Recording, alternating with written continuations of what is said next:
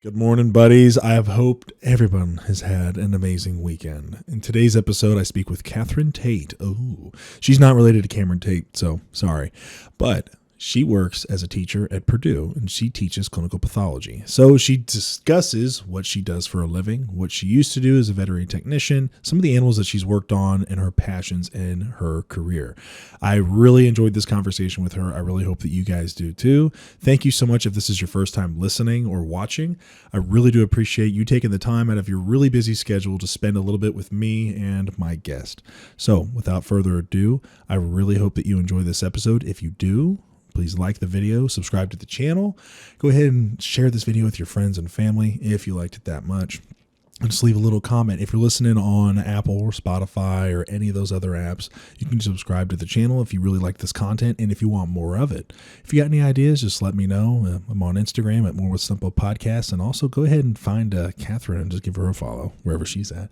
So please enjoy this episode. Katherine Tate, thank you so much for taking the time out of your day to drive all of this way to come over to my little show. I really do appreciate it. So go ahead and just introduce yourself to all the listeners here and about you a little bit. Well, my name is Katherine Tate. I go by Kat, and I am originally from Fort Wayne. I just took a job at Purdue University teaching clinical pathology to veterinary nursing students back in July. So I'm fresh, brand new. I actually graduated from their veterinary technology program in 2017. Mm-hmm. So I've been a tech for 5 years. I've had some interesting things I've done in my career. So I know that we'll talk about that a little bit later before I took this job. But I am a clinical pathology teaching technologist for Purdue. So, yes. That does sound extremely fancy. It's got a lot of terms to it. It sure does. Mine's got one term, and it's pretty easy. Well, thank you so much. You drove like an hour and a half to get here, and we have already had a really interesting day so far. To say the least, of course. So to update everybody else, we went out to go get lunch because obviously it took you forever to get here. And, I hadn't eaten except for some oatmeal. So we go ahead and take one of the cars out. And then all of a sudden the drive shaft completely just broke at the U-joint and just fell down. So that happened, and then I had to get a tow truck, got the tow truck, went over to my parents' house just to grab the motorcycle because it was really close, grabbed a motorcycle, and then your hair was all over the place. So then we had to go to the restaurant to go get some food and rode the motorcycle there, then rode all the way back. So it's already been an exciting day. So This can only just go up from here. Absolutely. That's all it can do. So, all right, let's go ahead and get this thing started. So what has been the most interesting animal that you've worked on, or something that has really intrigued you the most? So if we're speaking in private practice anyways, would be an oxalotl. I don't know what that is. It was very cool. So it's an animal that lives in water. So it came to us because it was getting just like a physical exam. It was part of a classroom pet, actually. So one of the middle schools back in my hometown had it as a classroom pet. So it was really cool. It kind of looks like a salamander. So if you look it up, I mean, they're pretty neat. So private practice-wise would be an oxalotl. When it came to nonprofit that I worked for, would be an osprey. So it's a raptor. And just the way that they look, the way that they fly, what they eat, just everything intrigues me about them. So I actually got to release one of those. It was on my bucket list for my career, so I got to release one. So what was that like for you to be able to release an animal back into the wild? So what kind of preparation goes into that? So there's quite a bit. So it depends on their life stage as well, if they're an adult versus a baby, if they need to be live prey tested, so to make sure that they can actually find their food before they are released. And they have to make sure that they can fly. So we do what's called creance flying. So we actually tie them to the end of rope. It's usually like kite string. And then we throw them into the air and see if they can actually fly. So obviously in an open area. Oh yeah, of course. Absolutely an open area. But my luck, I would do it near like a big telephone pole and you'd get wrapped around it and smoke into it. No, big open grassy area. So that's what we typically do. Those are the two biggest things that we do before we release them. We also make sure that we cut their identification like bandage like off that's around their ankle, just so it identifies who they are while they're in our care. But It was exhilarating. I've done it twice. I got to do it with the osprey that I just talked about, but then I also did it with a barred owl as well. And I was there from the very beginning to the very end of... A barred or barn? A barred owl. So yes, there are two different types of owls there. Types. Yes, barn and barred. And this one was a barred owl. So his story was very interesting because he was brought to us by a Good Samaritan who had found him out in like a swampy area. He was actually hanging from a tree by some fishing line, and they cut him down and brought him to us. So the fishing line was wrapped around his wing, and we were unsure of whether or not we'd be able to rehab him and release him. But after about 9 months, we were able to release him, and I got to do it. I did the intake exam. I did all of his medication. Cool. I was there when he was flown. So I made sure that I was there when he was released. So it was really cool to see a success story and be a part of that. So let's talk about what your specific job was. So was it veterinary technician with the clinical pathology kind of stuff? So like working with blood, or what specifically was it? So when I worked for the nonprofit, I was their veterinary technician, and I did a lot of different things. I wore a lot of different hats while I was working there. So yes, I was their technician. So I did do a lot of like the clinical pathology types of things where I ran the blood and the fecals, but I also did all of the ICU duties. So I was the person who ran the ICU schedule, and I did scheduling for volunteers. I was the one who basically made all of the medical decisions. So when it came to their treatment, when it came to food, when it came to whatever it is that we would be doing to treat them, I was the one who made those choices. Now, I did have a doctor over me, so legally I have to have a doctor directly or indirectly supervising me. But I pretty much made all of the medical choices. So I wore a lot of different hats, and as a technician, you always do. So you kind of flip from one thing to another. So. Did you mainly stay with like smaller animals? So that was when I worked with birds. So it could be tiny little kestrels all the way up to eagles. So I worked with various amounts of birds and sizes of birds. So. Okay. So then with what you teach now at Purdue, with your students now, you've had them for a couple weeks? Yes. So I've had only one group of students thus far. Yes. Okay. So I took a few weeks off to be able to prepare a little bit more. And then I had some students, and then we had fall conference this week. So I didn't have any students. But now I've transitioned into academia. So I'm not working with those animals anymore. I'm working strictly with students. So it's definitely weird being on the other side of things, right? So I graduated from their veterinary technology program. I went through the exact same things these students went through. So being on the other side of the table and really seeing, whoa, like I am responsible for these kids, I am responsible for their education, making sure that they understand how to do all of these tasks when they get out into practice. So it's a lot. It's a lot of pressure. It's very different, but I like it thus far. So what has been the biggest challenge for you for it? I think it's been more making sure that I'm being taken seriously, because I do look very young. I've been mistaken for being a student on multiple occasions. I do look a lot alike these students that I teach, and I want to make sure that I'm being taken seriously in my profession, and that I'm being looked at as the instructor, because I control their grade. I'm the one that's teaching them. So I want to make sure that that's the light I'm being seen in. So what made you decide to go from the private practice and the nonprofit to academia? What was the decision for that? So that definitely is a multifaceted answer, for sure. I think the biggest thing for me was I was ready to be a little kinder to my mental health, a little kinder to my body.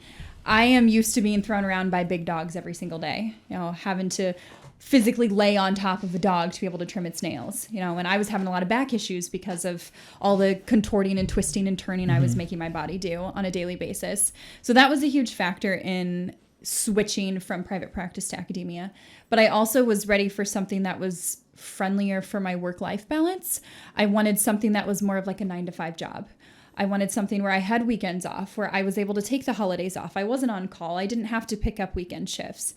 And that can be really hard to find when you're in private practice. So I wanted something that was just a little bit kinder to my mental health as well as to my body.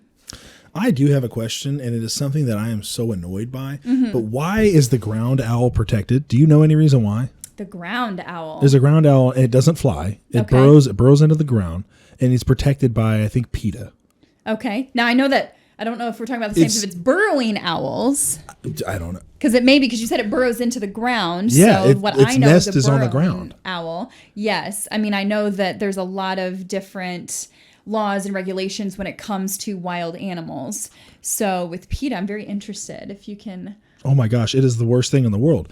This bird, it's protected. Yeah, so it's protected. So it's a burrowing owl. Okay. The burrowing owl. Okay. Also called the shoko, is a small, long-legged owl found throughout open landscapes in North and South America. Mm-hmm.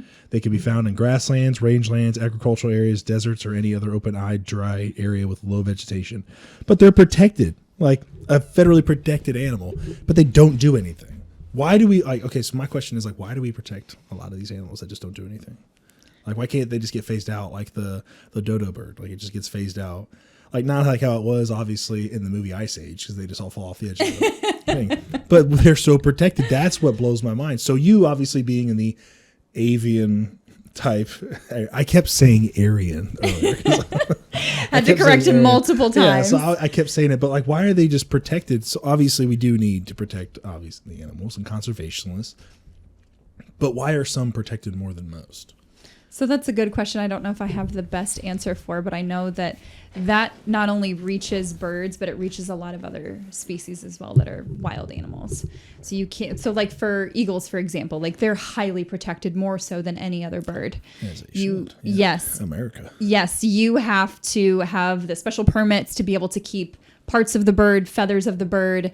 Anything you really? cannot. Even the feathers? Oh yeah, absolutely everything. If that's bones, if that is feet, if that's the head, if that's feathers, anything. If you don't have those appropriate permits, you are not allowed to own any part of that animal. And if you get caught with those, there's heavy fines. So what if I find it on the ground?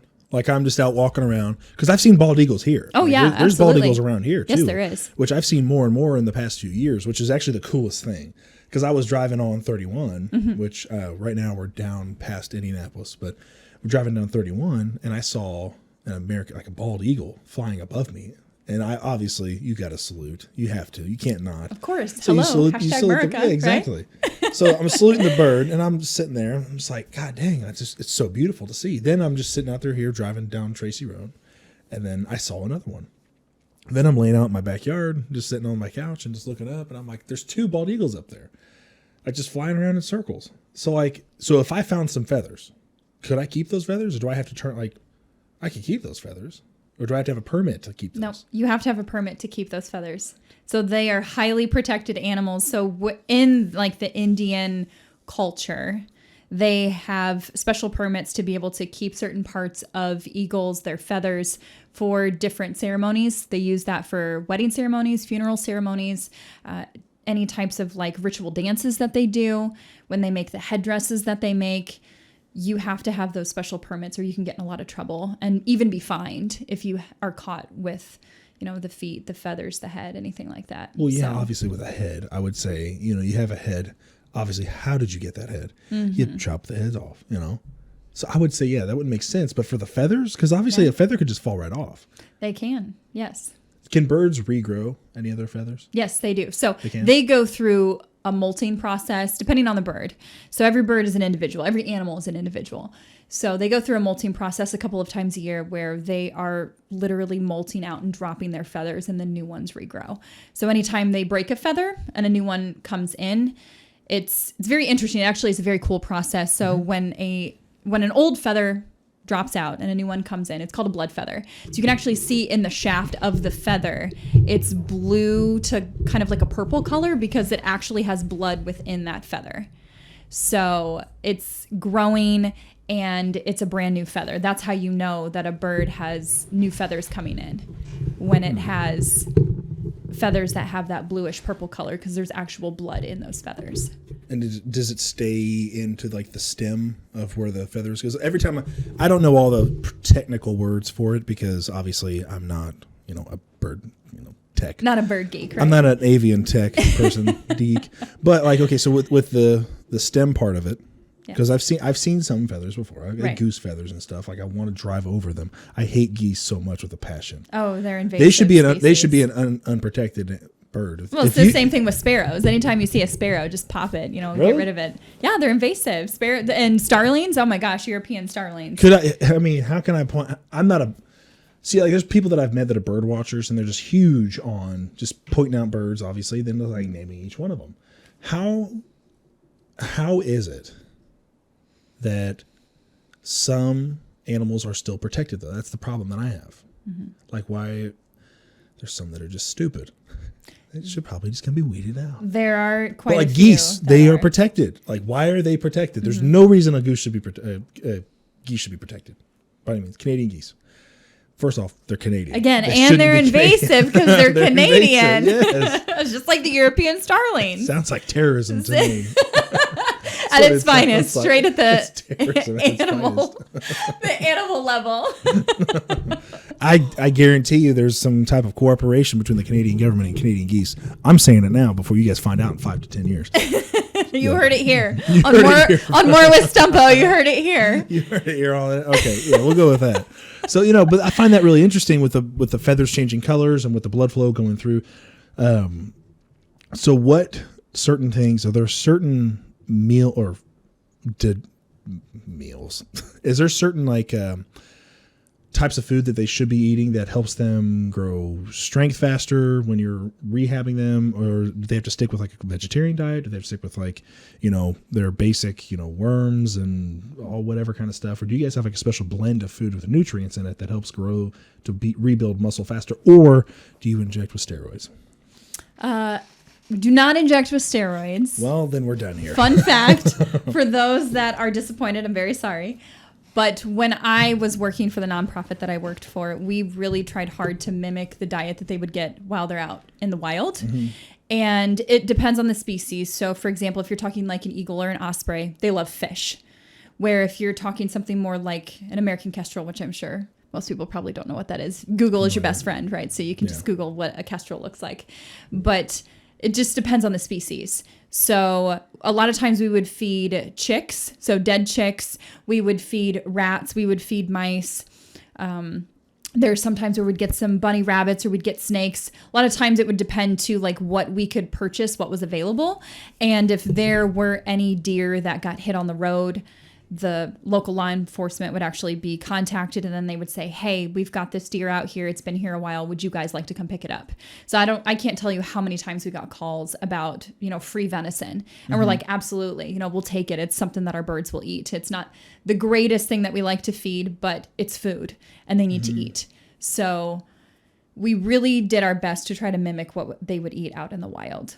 So, and then again, that depends too. Are they adults or are they babies? If they're teeny tiny little babies, they eat something different than adults do. So with the whole feeding for a baby, for what do you guys typically do? Is it like a feeding schedule of like 6 times a day? Is it, or just go by age or days that they've been alive? How does that work? So again, it depends on the species and it depends on how old we're kind of approximating that they are.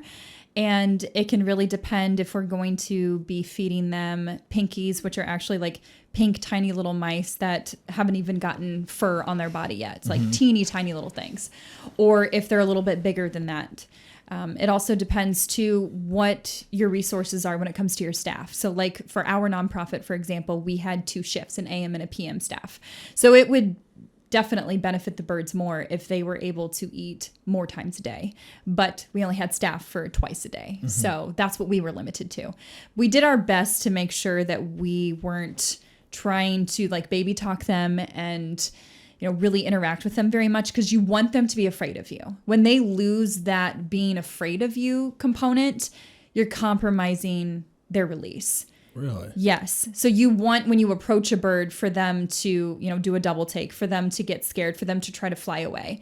That is pertinent for their survival. When they start learning that, a person equals food, they're becoming habituated to the situation.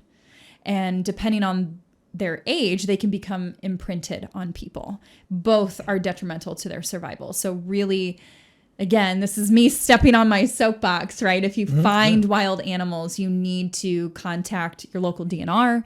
You need to contact the local zoo, even your local vet, someone to where you can pass these animals off to professionals that know what they're doing. There's a lot of damage that people can do. They think they're doing good for the animal, but there's a lot of damage they can do if they keep them more than about 24 hours. So legally, at least within Indiana, you can legally keep an animal for 24 hours. That's wild. Gives you time to be able to call the appropriate people and then pass that animal off to someone that has the ability to take care of them, whether that's a rehab or a DNR, if that's your zoo, whatever that resource is. But keeping them more than 24 hours, you can really start to see what we call metabolic bone disease, where their bones are actually changing and they're changing the structure. Just within 24 hours? Yeah. And because people will think that, okay, well, I'm going to feed them whatever I have. I'm going to feed them chicken. I'm going to feed them chicken livers. I'm going to feed them hot dogs. I mean, you would probably be surprised on the things that people feed wild animals thinking they're helping, and they're really not. They're actually harming. So what we tell people is don't feed them. If you want to give them water, that's fine. Make sure it's in a shallow bowl, but don't give them any food. They can go without food for 24 hours. So that's the best advice that can be given for someone who actually finds a wild animal. For birds, like how high are their metabolisms? Because obviously, the bones are hollow, right? Correct. The bones are hollow, and they're constantly flying around, but I'm sure that they're taking in a ton of calories per day. I mean, me obviously in the fitness industry, I like to think about that, but it got me thinking. I was sitting out back yesterday at work, and I was just looking around. I'm seeing this hawk just flying around. And I'm like, this dude's been flying for hours. Like he hasn't eaten yet, at least that I haven't seen. He's flying around for hours. He's got to have either a super slow metabolism rate. That way it can kind of just slowly process. That way you can keep burning energy. But then I was thinking, I'm like, well, then I've never really seen a fat bird before. So it must be super high. So do you know anything about that kind of stuff? So actually their metabolism rate is very high, like you correctly assumed. They have to stay as light as possible. They're flying. Yeah. So like you said, they have hollow or pneumatic bones is what, the technical scientific term is. Oh, sorry. Yeah. I'm just a dumbass. No, I wouldn't go that far. But yes, they do need to stay as light as possible, and they are constantly burning through calories like crazy. So, we did our best to be able to keep up with their needs when it came to nutrition, but you can have a baby that just, is hungry all the time, constantly, because they're growing. Not only are they growing, but, they finally learned how to fly. So they have like two things competing for their food, their metabolism. And then, they're constantly hungry because they're learning to fly. So they're just burning and using all of this energy. So what type of research goes into blood-borne diseases for the avian race? I almost said it again. Blood-borne diseases in the Aryan race. In the avian race of birds. Is that the proper term or terminology for that? So race we wouldn't use. It race we would say species. Oh, species. So why not species? Yeah. So is it species or species? I say species. It's almost like groceries or groceries. Yeah. Pajamas or pajamas. Tomato, tomato. Potato, potato. Oh, God. I can't think of anything else right now. Well, so so for the avian species, I forgot what my question was. Because we just started talking about tomato. We could skip on to the next one. No, but my biggest thing is for bloodborne pathogens and diseases. So we could talk about the avian flu that happened just a few years back. You said you were working for 3 years. I was. So their most recent outbreak was actually the end of last year to this year. Now, I, again, wasn't involved with a lot of that because I did quit there to move on to a different job back in 2020. But I know that it's highly contagious. So they were having. How is that highly contagious? Because it's very easily transmitted between bird to bird, especially if you have an ICU that has a lot of sick birds. So they're already immunocompromised. If you have a bird that has avian flu, they are easily able to transfer that to other birds. A lot of times through aerosolization. So it's just going through the air. Aerosolizing. Correct. Into the air. Okay, yeah. I misheard that one. Yes, sorry. Just going through the air, and so it's highly contagious. So actually, a lot of people aren't aware that there's not a lot of diseases that birds can give humans. That's what I was about to They're kind of in their own class of their own thing. So they do have like blood parasites that they can get. I actually, when I was still in college, I did a presentation over blood parasites in birds, and my whole entire senior project was over blood parasites in birds. Yes. So again, I've been a bird person for a very long time, been very interested in birds for a very long time. So do you have any birds? I do not have any birds. No. See, so I'm the type of person that says, hey, I want to work with these species. I don't want to own them. Oh. Yes. Birds are very messy. And again, I'm a messy human too. So I guess, I can't really judge. But they're never anything that I wanted to work with or that I wanted to own. I just wanted to work with. I just found them fascinating. They're so different. They're a challenge. They're not like anything else that I had ever worked with before. So I wanted to kind of push myself and work with a species that was going to challenge me. And what makes it so challenging for having birds? It makes it challenging because, again, like they're not like any other species. They're not mammals. They're their own class. And even down to like the way that they breathe is just a completely different way of doing things. So they actually do not breathe with their lungs. They breathe with air sacs. So they have, you're going to probably look this up later. I want to say it's 9 pairs of air sacs. I'm pretty sure it's 9. And they are distributed throughout their body, and that is how they breathe. So do they have like an airway that they go through like through their mouth? Or is it just like pockets? So they still have an airway, correct. They still have an airway, but the way that they breathe and the way that the oxygen gets to their body is just different than any other species. It's really incredible. And does that help them with flying? So again, it helps too because it keeps them lighter because the air sacs, again, they're full of air. Their bones are full of air. So they are, this probably sounds, very lame, but light as a feather, Oh. I've got jokes. So right? so I'm thinking over here is with carbon monoxide that's coming out, was they're breathing out carbon dioxide. I always get this mixed up because I work with. Yes. Carbon dioxide is what you breathe out. Carbon monoxide is from the. Okay, there we go. Correct. Carbon dioxide. Does that not have any difference in weight for their body, or do they have any type of chemical reaction in their body that changes it to where it's a lighter substance, or is it just doesn't matter for them since their bones are so light and since they've got those air sacs? It's a very in-depth question you're asking there, and I'm honestly not sure if I know the answer to said question. I do know that when they breathe under anesthesia, it takes, again, don't want to get too complex when it comes to anesthesia-related things. But get as complex as you can. But when they breathe, like you have to squeeze the bag that is attached to the rebreathing system that they're using to breathe twice for the air to actually get all the way through their body and back out. How big is this bag? So typically what we use is a 1/2 liter to 1 liter bag. And most birds don't require much more than that. But birds are very different. Birds are very strange. So they don't like to breathe well on their backs. They don't like to breathe well under anesthesia at all. They will just randomly die under anesthesia because they're just like, you know what, I give up, and they're done. So it's very tricky and difficult when it comes to anesthesia. You really need someone who knows what they're doing or what signs to look for when you are monitoring for anesthesia.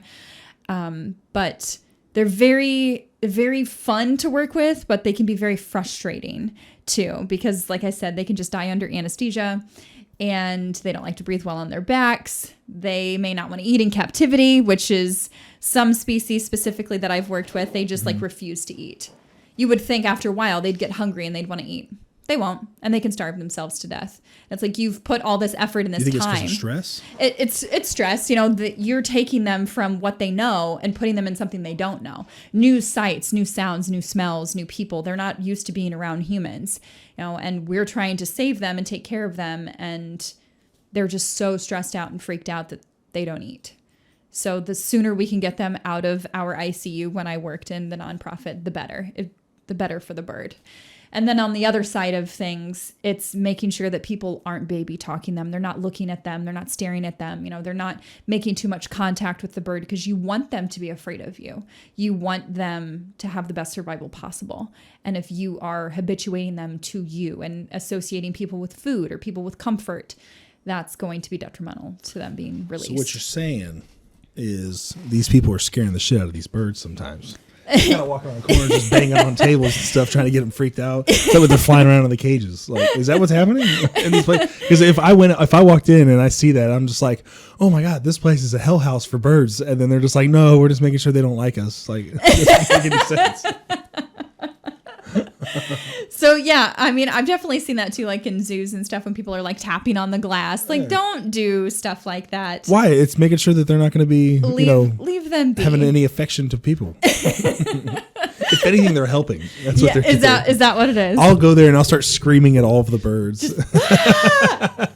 I'm gonna start making sure you're alive. Making sure you don't, get connected to imprinted on humans. That is something that I do find really interesting because, I mean, I don't have a bird. I've been around some birds and stuff like that, but I have a dog. So like, is it similar to like having a dog? Like they'll sit there and they want to cuddle with you. Like if they get that if they get imprinted onto you, is it similar to that for like a dog, or is it not as much? I mean, I don't know anything about birds, obviously. So imprinting then is something that happens with very small young birds.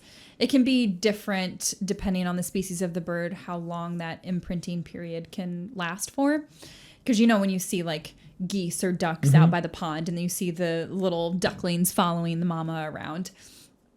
So that's what we're talking about. We don't want those animals to associate people with being the mother or the father, to bring them food, to bring them comfort, to help them learn how to fly, those types of things. So that's really what we get concerned with. And again, it can depend on the species, how long that imprinting period is. What we would try to do, at least for the nonprofit that I worked for, when we had babies that were really small that we were worried about imprinting, we would use what's called a hack box. And it was actually a structure that one of our volunteers put up on his property. And we had juvenile red-tailed hawks. So I don't know if anybody knows what those are, but I totally know what those are. So when we had juvenile red-tailed hawks, we would put them in the hack box. And the purpose for the hack box is we call it a soft release. So a hard release would be you are just releasing them back out into the wild. They don't have anywhere where they can come back to if they can't find food. The hack box is a soft release to where they can leave the box and try to find food and shelter during the day. And if they can't, they can come back to the hack box. There's going to be food in there. There's going to be water. It's shelter. So the purpose then not only is to give them that opportunity to find something in the wild, but then eventually we're hoping they're not going to come back to the hack box, that they have found food, they found a mate, they've found shelter, they've found, whatever it is they need to survive, so they don't need the hack box. So that's what we tried to do. There are other efforts that can be made. A lot of places will use actually puppets. They will wear something over to cover their face, and they will have a puppet on their hand to actually feed the baby. So the baby is associating the puppet like with mom, with dad, and that it's actually another bird and not a person. So we never did that. It's very interesting to see those. I've seen videos on that. So it is something that does happen. Yeah. I've seen that downtown. People dress up as animals and they walk around, and that's what they must be doing. I mean, possibly. We are, close to Indianapolis, so. I saw that. They must be imprinting on other animals. Oh, man, those guys are so sweet. They're going around to, like, other coyotes and shit. Helping wildlife, helping nature, helping right? Nature, that's what they're called, furries. And they just... Oh, jeez. Oh, we don't need to get into that. God bless. My brother works at a school, and he was telling me, he's like, there's kids at this school that believe that they're animals. Oh, so you as an animal person must love that, like, oh my gosh, people are trying to like finally get in my career and stuff. Like, but he's like, kids walk around with like cat ears and they meow and they purr, and they have litter. There was a litter box in one of the bathrooms. Stop it. I'm not kidding. Please tell me you're joking. I am not kidding. So when you were younger, did you always just have like a thing for animals and birds, or were you always like, I want to be a vet tech when I grow up? So I always loved animals. Like everybody says, when they go to vet school, they go to tech school. Oh, I've always loved animals growing up. Yes, that's true. But it's kind of interesting, my story on how I, got into vet tech school. Let's hear it. So I did not like birds. I will let you know that I was not a bird person at all. my grandpa had a cockatiel when I lived with them. So I went to, this is going to age me a little bit. I'm going to show my age here. When IPFW was still called IPFW in Fort Wayne, is now called PFW, but it was IPFW for a while. And I went there to start right after high school. I lived with my grandparents. They were just closer. It was just easier for me to live with them commute wise. He had a cockatiel, Macho, who I absolutely hated. He was just a terror. He was horrible. He would come out of his cage and dive bomb me for my food. He would just squawk every Saturday at like 8:30 in the morning, and I'm trying to sleep, and this bird is just freaking out on me. So I did not like birds growing up at all. I always loved animals, but I actually started school and I was going to be a physician's assistant. I was going to work in human medicine. So I went to school for about 3 years as a biology pre-med major. And then I realized people are gross. I don't want to work with people.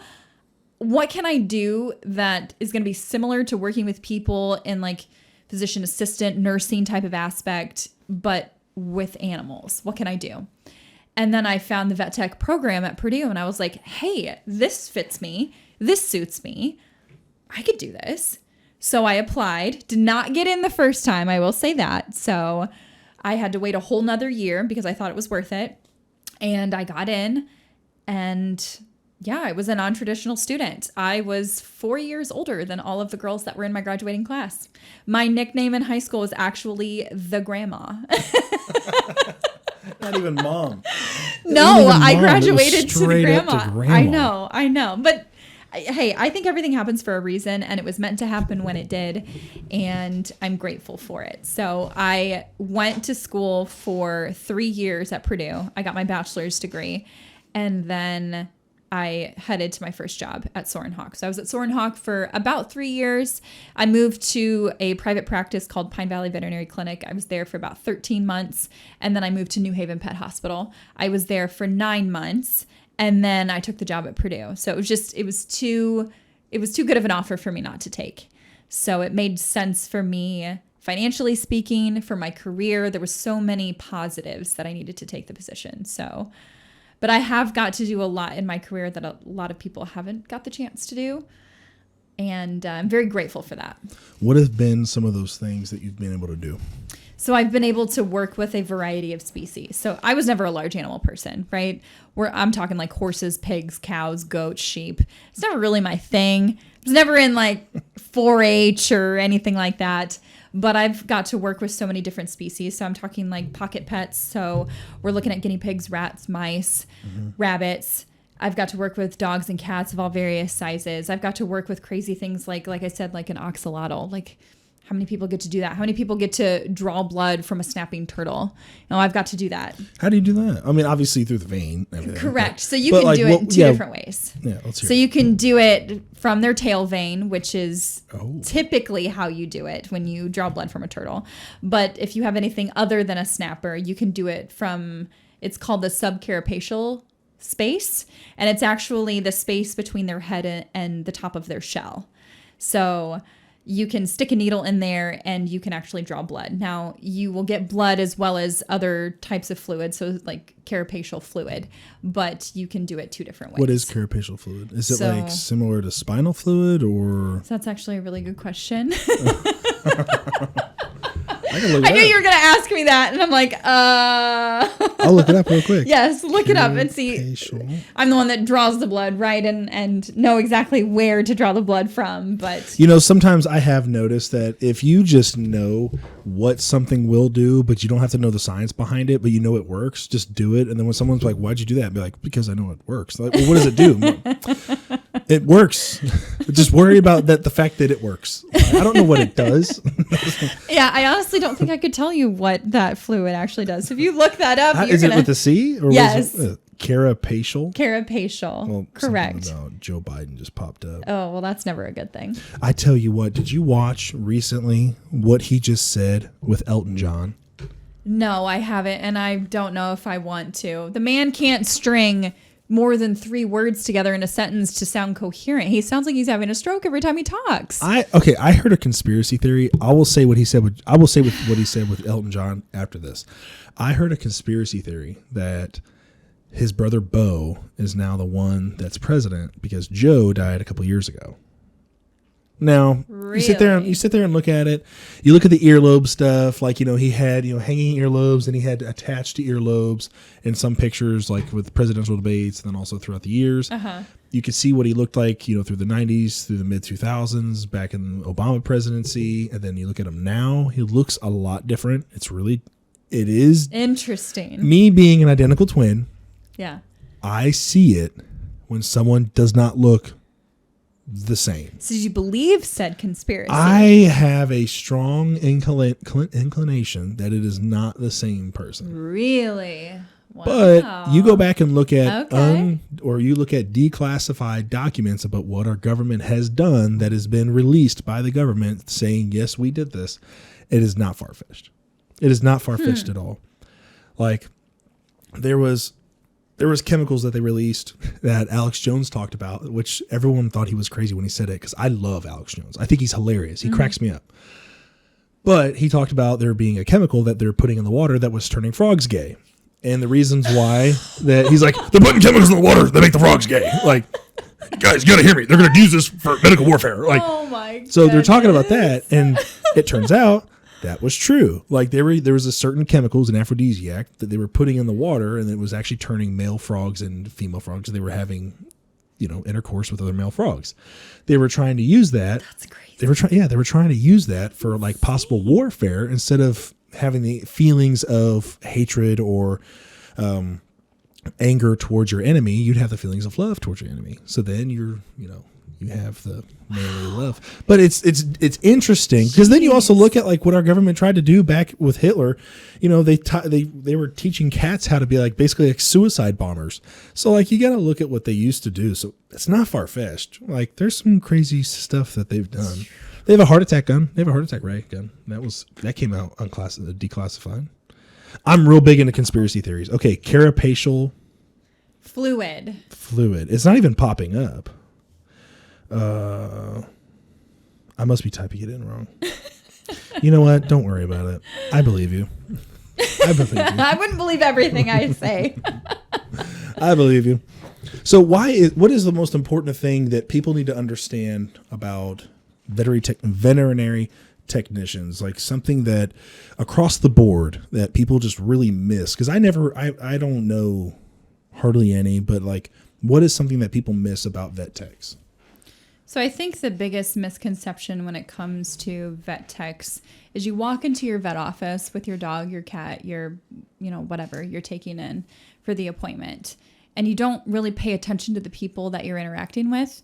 Typically, the person that takes your appointment back to the room could be a tech, could be an assistant. I think most of the time we get confused with assistants, and we can do so much. There's so many things that techs can do. And I'm not trying to, take a shit on assistants, okay? Because I have worked with so many of them. Shout out to all of them at New Haven and Pine Valley Vet Clinic. Mm-hmm. I love all of them, but we get confused with assistants and what we can do. And a lot of times I think people don't want to speak to us because we're not the doctor. They want to speak directly to the doctor. We don't know what we're talking about or what we're doing because we're not the doctor. So I think that people don't know that technicians can do everything but 4 things. They can't give a prognosis to a client about a patient. They cannot prescribe medication for a patient. They cannot give a diagnosis for a patient, as well as they cannot do surgery. Those are the only 4 things we are not allowed to do. Everything else is fair game. So the person drawing your animal's blood, that's a technician. Someone who's reading that blood or running the urine, that's a technician. Someone who's taking those x-rays, that's a technician. Someone filling your medication, that's a technician. We do everything else. We help in surgery. We intubate patients. We recover patients. We put appointments in. We take phone calls. We do so many different things that we don't get a lot of recognition for. So I think that's the biggest thing, is us being confused with assistants, because we go to school and we have either associate's degrees or we have bachelor's degrees. Assistants most of the time do not go to school, and they're on the job trained. Mm-hmm. So, and it depends too where you live in the United States. So Indiana, you have to be a registered vet tech. But if you go out west, there are so many states that, It doesn't really matter. You don't have to have a license. You don't have to go to school. You can be on the job trained. Where here in Indiana, you have to have a license. You have to go to school. You have to have all of those things. I do know from the background of like massage therapy and stuff that just recently, as in the past 5 years, that, I mean, there was a lady that I knew. Actually, her name is Cher Miller. I'll shout her out. Cher. I call her Cher because it was always Cher on Facebook, but it's Sherry. It's Sherry. But she was really big on, for a lot of the massage therapists, like in Indiana before, you didn't have to post your degree or your certification to be a massage therapist. So was that something that had to be passed by law, or was that something that has just always been into effect for vet technicians to have the certification for it, to be able to practice in it for Indiana? Is that something? So I know that they have laws that they've passed for that. Now, how strict and rigid those laws are, varies state by state.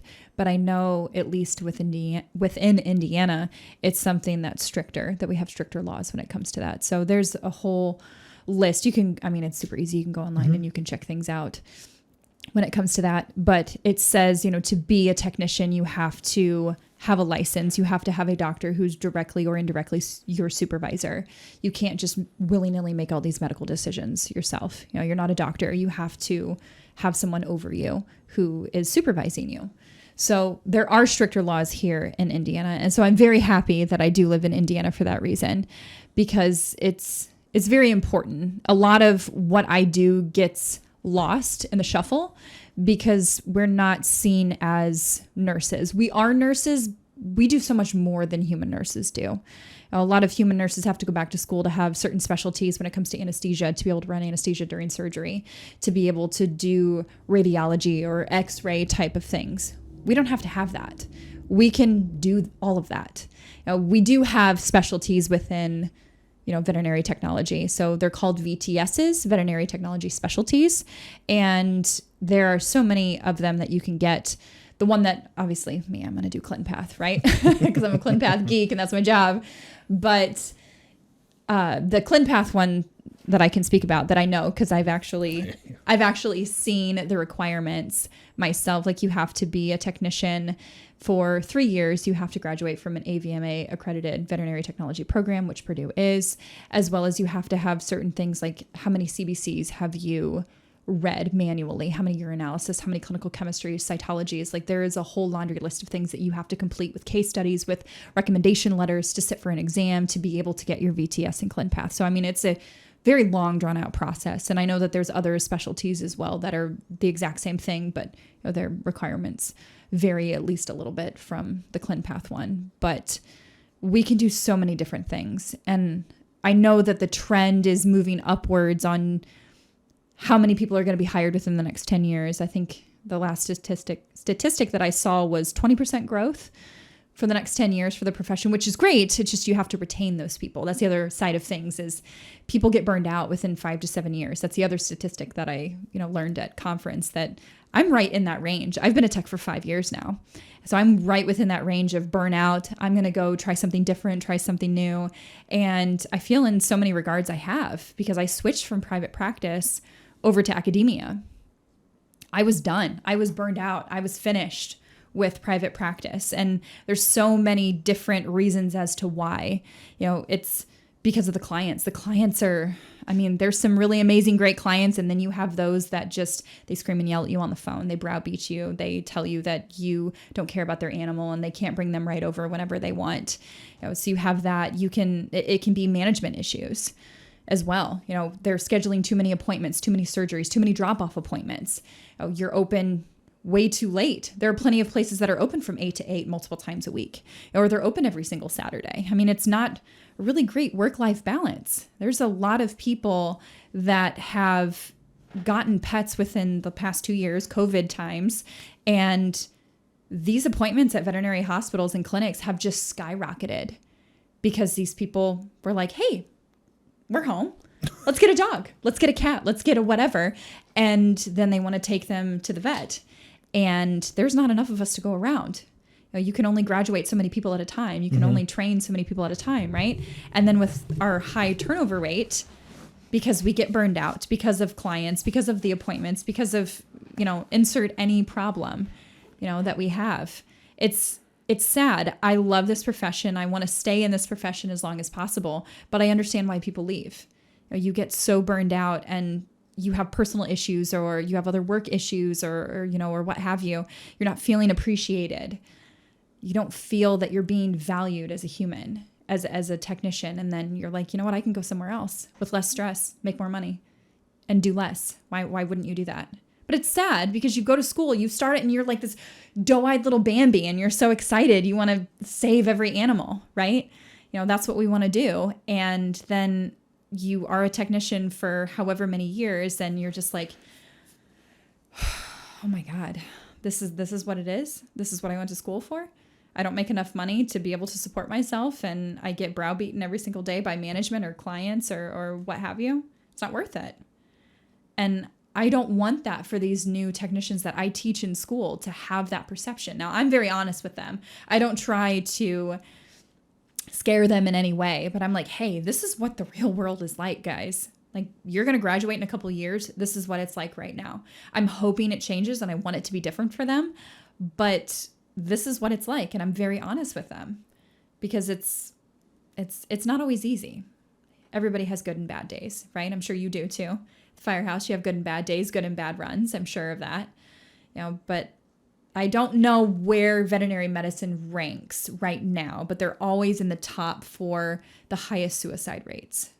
And that surprises a lot of people, but that's always true. I think they go back between like 1 to, I think, the number 4 spot, but I think they're sitting at number 3 right now. Again, you can fact check me. Let me know. But I know that they're always in the highest for suicide rates. And it's really sad. It really is that you can get to that point where you feel like that's what you need to do, is you need to end everything for it to just stop. And I don't want that. I want these students to graduate, get into their first job, and recommend the profession to other people because it truly is rewarding. It's incredible. Again, like I said, I've done so many incredible things with my career that I never thought I would be able to do. And now I'm back teaching. So I'm looking it up. I'm just using, this is from 2015 though. This is the first one that popped up. It was registerednursing.org. I don't like that one. Number 4. All right. So clinical pathology. So what is the definition and how would you explain it to a guy like me? So clinical pathology is like an umbrella over quite a few different topics. So it includes clinical chemistry, it involves cytology and urinalysis, as well as CBC or complete blood count. So within the complete blood count, there is white blood cell count, white blood cell morphology, red blood cell morphology, red blood cell indices, hemoglobin, total protein, as well as hematocrit. So it encompasses a lot. I would also put parasitology under clinical pathology, but some people do, some people don't. What I teach in school is mostly clinical chemistry, urinalysis, and hematology. So it really just depends, I guess, who you talk to if they involve the parasitology portion of it. But I think anything that's diagnostic testing is clinical pathology. I mean, I love all of it. I know how to do all of it. I love all of it. So it's very interesting, because like I said, I teach students. So just being on the other side of things is very different for me. And I think the part of it that I like the most is the hematology. I like the blood. I like making the smear. I like staining it. I like reading it and doing all the calculations that come with it and then looking at it. And it's like, wow, like that gives you a lot of information about your patient. That just gives you a whole overview of how your patient is doing internally. I know that with the students that I have, I've had one of them already say, well, why don't we just run it through analyzers? They already do everything for us anyways, right? And my response to her was, well, yeah, they do. But what happens when they break? You have to know how to do that. You have to know how to read that smear. You have to know how to read that urine because the doctor doesn't know how to do that. Their job is to interpret those results. Your job is to give them those results. So yeah, some people think that maybe ClinPath is antiquated because there are machines that can run that blood or run that urine or that chemistry or what have you. But what happens when that instrumentation breaks? You are the one that's supposed to read that. And if you move to the exotic world, there's no instrumentation that can read avian blood or amphibians or reptiles because the analyzer can't read it. The analyzer is going to freak out. It reads that blood and it's like, oh my God, everything's nucleated. Everything is a monocyte or everything is a lymphocyte. And it's like, actually, no, it's not. But everything is nucleated, so it freaks the analyzer out. So you need someone who knows how to read those blood smears. And that's where technicians come into play at. So there's only in Fort Wayne. I can't speak around this area, right, because I'm from Fort Wayne. But I know in the Fort Wayne area, there's only 4 of us that I know of that can read avian, amphibian, and reptilian blood. Because not many people know what they're looking at. They can't accurately give a doctor the results from that blood smear because they don't know what they're looking at.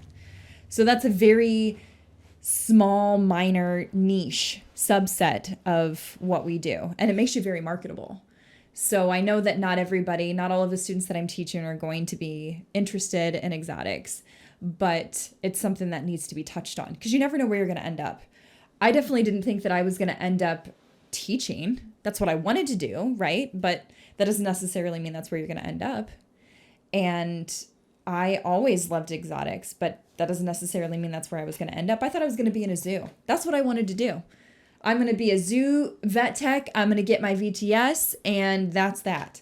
And I went and worked for a nonprofit in 2 general practices, and now I'm back in academia. So you never know where you're going to end up or what skills you're going to need moving forward. I know how to humanely euthanize chickens just by decapitating them. Do you think that I work with chickens? No, I have no idea anything about chickens, but I know how to humanely euthanize them because it was a skill that I learned in school. And I thought, I might need to know this someday. So I paid attention, and I can still do it to this day. Have you done it? I have not done it since I was in school. But you did it in school? I did to live chickens. Yes, to live chickens. So you just murdered chickens? Did you even eat the meat from it at least? No. So what the lab was various topics that we discussed with poultry, and the last one was how to humanely euthanize them. And what they ended up doing with the carcasses was sending them to like a rendering facility where they would mash them up, like mash the bones and the meal and everything, and then use that to like sell to farmers. So it's not like they were just being thrown in the trash. We were actually using all of the parts of the chicken, but we did everything we needed to do with them, and then they went to the rendering facility. How'd you murder this chicken and not consume the protein? So decapitating the chicken, you have to be in a certain spot of their neck between C1 and C2. And surprisingly enough, you have to pull really, really hard. And you put their head, it sounds very barbaric, right? Mm-hmm. But you put their head between your pointer finger and your middle finger. And then you just pull down and fast, as like hard as you can. And then you'll feel a pop when you do it. And then they die. But again, if you don't have the euthanasia solution needed to, stick them in their vein and give them the solution to, euthanize them, or as much as I hate to say it, but like a bullet to the head, that's the best way to do it, is to decapitate them. So I figured, why not? Let's learn how to do it the appropriate way, because you never know where you're going to end up. That reminds me, I was watching an episode of Dirty Jobs back when I was in middle school, I think, or high school, middle school, one of those. And it was with Mike Rowe, and he did an episode with this guy, and I can't remember what the farmer's name was, but you can look it up on YouTube. And he's talking to this guy, and they were all with lambs. I'm pretty sure they were working with lambs, and they had to cut their testicles out. Mm-hmm. So what PETA says, he even told him in the episode, he's like, PETA recommends that we take rubber bands and wrap them around the testicles. Yeah. So, but he's like, but we're not going to do that. And he's like, well, what are we going to do? He goes, we're going to take this knife, and I'm going to show you. I'm going to do it. He takes the knife. He puts I'm pretty sure it was the lambs, and he puts the lamb on its back, and he takes the knife, cuts the scrotum, puts his mouth in there, bites the testicles out, and then wraps it up, and then sends the lamb on its way. Okay. So Mike Rowe's kind of like taken away because he just took out those testicles with his mouth, But he's like, the lamb's walking around, it's jumping around, it's fine, perfectly okay. And he's like, so is there a less invasive way? He goes, PETA says to take a rubber bands, wrap it around the testicles. And he goes, and if I go to do that, the lamb has to wait. The lamb can't do anything until the testicles fall off. They have to die and fall off. Mm-hmm. But that's like a couple days, and the lambs won't walk, and they just sit there and suffer the entire time. Or I can cut them off, and it's done in seconds. So which is the more humane way? Sure. So it's not, to me, necessarily the nicest way, but it's the more, what's going to be the most quickest and painless way that they can get this over with. But that to me showed me is like PETA doesn't always have the best interest. They're just, I think to me, it's just more of what sounds worse. And they're just a bunch of, what's the word I'm looking for without sounding too bad? Like Nancy's. They're a bunch of, and I'm sorry if anybody's name's Nancy, but pansies. They're a bunch of pansies that are just afraid of the real world and real pain, but also real work. That's what it seems like to me. But from what I've heard from other people, PETA is pretty well hated. I'm not a PETA fan, that's for sure. I think you'd be hard pressed to find someone in veterinary medicine who is pro PETA or for PETA. Yeah. But again, I could be wrong, but most of us in vet med are not for PETA. Yeah. So not a favorite. In reading the blood, what are some of the things that the blood can tell you in the avian species? So in the avian species, we can see the first thing would be any type of like hemoparasite. So if you're seeing a blood parasite in birds, so they can get blood parasites. It's not overly common, I would say, but they can get them. Most of them are transmitted via mosquitoes. So you have to be very careful. They can also transmit West Nile. So some wildlife centers will actually vaccinate for West Nile. I know that we did on our end. We vaccinated for West Nile just because it can run rampant. So, because mosquitoes are nasty, they carry a lot of diseases. So hemoparasites is the first thing. You know, when you're looking at the blood, if you're doing a hematocrit, it can tell you whether or not the bird's actually dehydrated off of that one value. If you have a refractometer that can read total protein, that can also tell you hydration status of a bird, which is great. I mean, it's just a quick thing. Again, you need to have the proper instrumentation to be able to run the blood and be able to read the total protein, but it can tell you whether or not the animal's dehydrated. So that's nice. You can also look to see like what changes there are to the white cells. So is it an increase in the white blood cell count? Is it a decrease in the white blood cell count? So that can also come into play if you're seeing any types of like reactive lymphocytes as well. If you're seeing any toxic heterophils, and that can, you know, lead you towards, okay, are we dealing with some inflammation? Is there some sort of infection? What are we dealing with here? So again, that's part of the technician's job to be able to look at that blood film and see, okay, what cell is it that we're looking at? And is it reactive? Is it toxic? What's going on here? So again, we can't diagnose, but we can give that information to the vet that says, hey, this is what I think is going on. And then they can interpret all the data and say, okay, this is what we need to do moving forward. This is the treatment. This is our plan. So it's very important that these students and, you know, everyone out there who is a technician knows what they're looking at when they're looking at blood, you know, and you get into practice and there's just some things that you just don't know how to do. I worked with a technician. I love Angie. Miss Angie Fields, she's amazing, at New Haven, who's been a tech for 17 years. Can't make a blood film to save her life. I mean, it's like one of the most easy skills, at least in my book, to be able to do, and Angie can't do it. There's just some things that you can't do or you don't pick up that you lean on your other fellow technicians for, you know, and that's why it's so important to have a good working relationship with those other people that you work with, because you're going to question yourself and be like, I have no idea what this is that I'm looking at. Hey, can you come look at this? Can you take a peek at this? You know, and I've had it before where the doctor's like, I don't know what I'm looking at. Can you tell me what's going on here? You know, and you need to be trained on how to do X, Y, and Z, what they're asking for. So, yeah, I love that portion of my job too, because I feel like I'm needed. You know what I mean? Like, they don't know what they're doing or how to do it or what have you. And I'm the one that knows how to do it. Like, it falls on my shoulders. It's my job to do it. So I love that portion of it. What would you say has been the most influential part of your career to you? that really just solidified, this is what I'm going to do? Oh man, I've had a few of those moments in my career. I would say the first one would be when I was still in school. So I did a 3-month internship when I was still in school, transitioning from junior year to senior year. You are required to do a 3-month internship of your choosing, and you can go anywhere. I went to a wildlife center out in Virginia. It was probably the best summer I ever had of my life. And I remember very distinctly that I was called into where our radiology area was. I was in the lab and they said, "Hey, Kat, can you come in here?" I was like, "Okay." So I walk in there and there is the intern DVM as well as a student who was in vet school. And they were like, "Can you place this catheter in this bear?" I'm like, "Sure, I can try." And I did. Got it first try, 18 gauge catheter. I mean, it was perfect placement. It was incredible. And afterwards, they were like, "So we tried 5 times already and we couldn't get it." And I was like, "Well, I'm glad you told me and waited until after I placed this catheter." So that was an awesome feeling, not only because I was a student at the time, but I felt like I can do this. Like, this is okay. Like, I'm feeling good about this.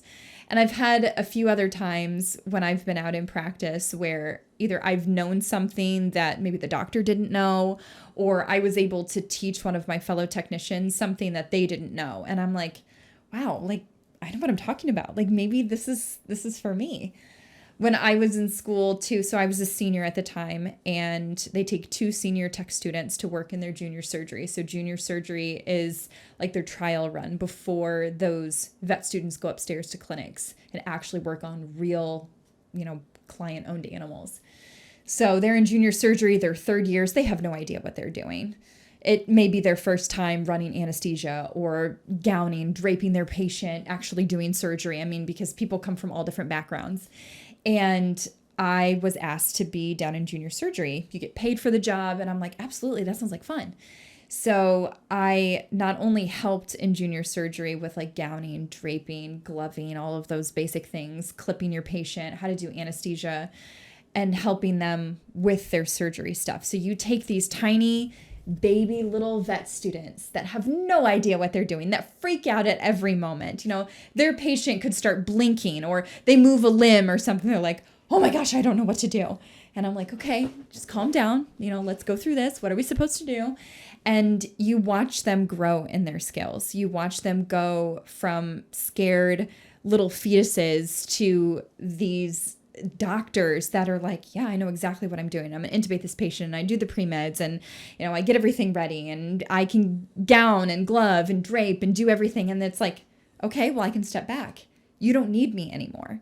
So just watching them grow in their skills, I was like, this is what I want to do.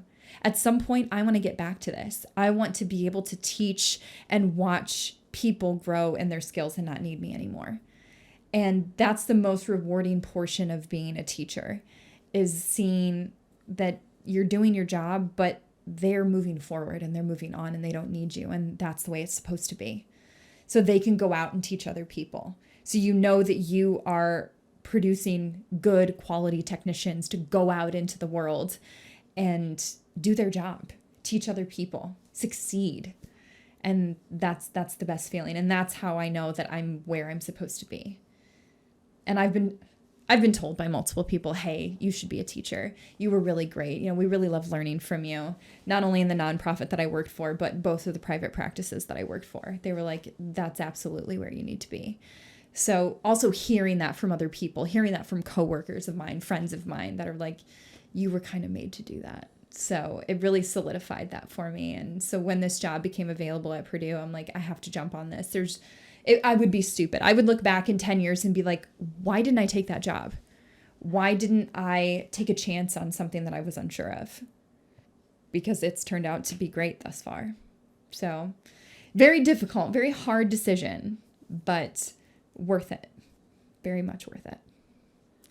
What would be something that you would want everybody to know about what you're doing now? What is it that you would like for the normal person or somebody who doesn't do what you do to understand about clinical pathology and what you're teaching? at Purdue? Ooh, that's a good one. I think what I would want people to understand, I think more for I feel like it would be more for the students, that what I am teaching them is important. What we are learning in school about ClinPath is vital to a patient's survival. If you don't have those test results, and for them to be accurate, your doctor doesn't have any information about the patient and they can't make a diagnosis. They are not able to prescribe medication. They can't move forward with their treatment plan without your urinalysis results, without your chemistry results, without your hematology results. So what you do as the technician, drawing that blood, making that blood smear, running it through the analyzer, it's critically important for these patients' survival. And I think even broader than that, what I would want everybody to know about veterinary medicine is to be kind to those people. It sounds so simple, so lame, right? But so many times I hear from women that I used to work with that it was a hard day at work. Why is that?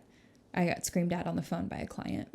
I got yelled at by someone because I couldn't get their dog in when they needed to come in, and I had to refer them to an emergency clinic.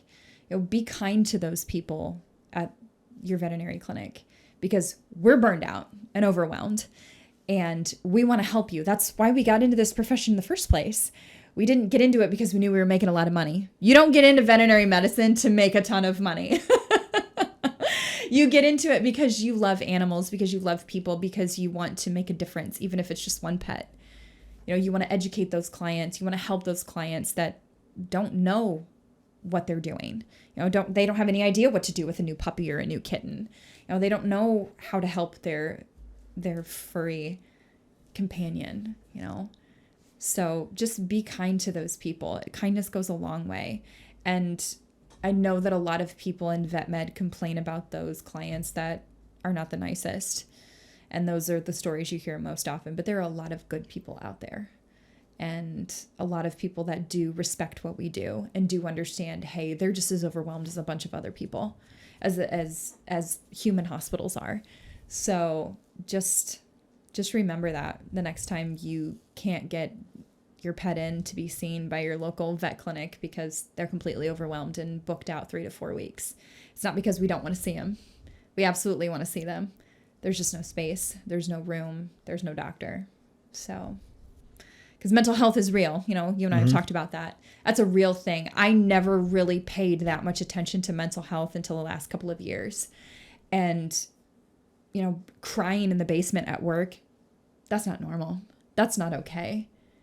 Everybody has bad days. You have bad days and bad runs, and we all have that. But you shouldn't be crying at your job. It shouldn't be so stressful and overwhelming to you as an employee that that's all that there is for you to take 5 minutes and go to the bathroom and cry, or go down to the basement and cry. And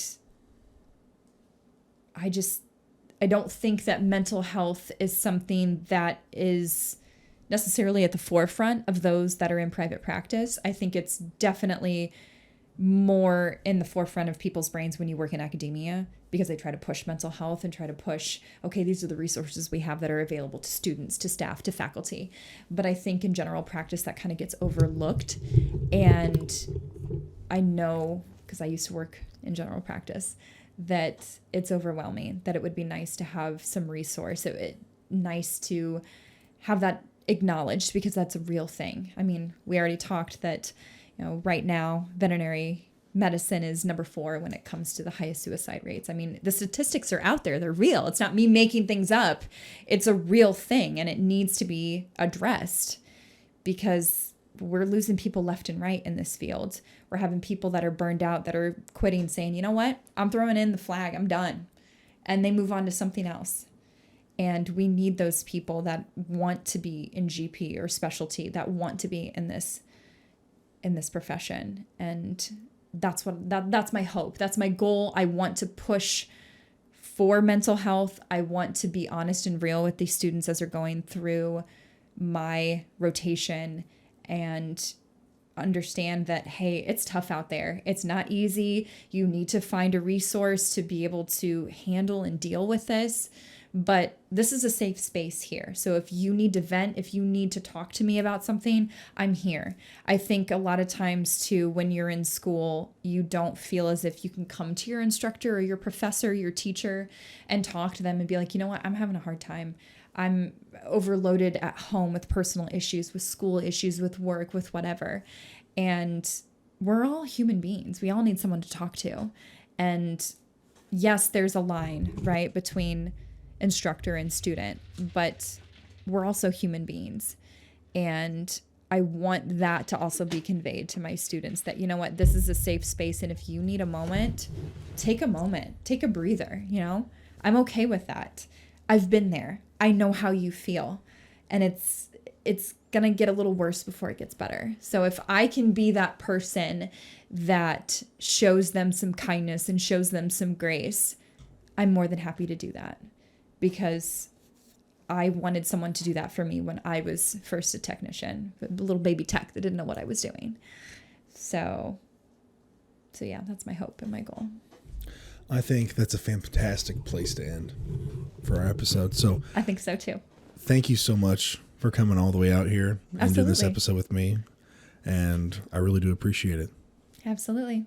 Thanks for having me. Anytime. Might have you on again sometime. Absolutely.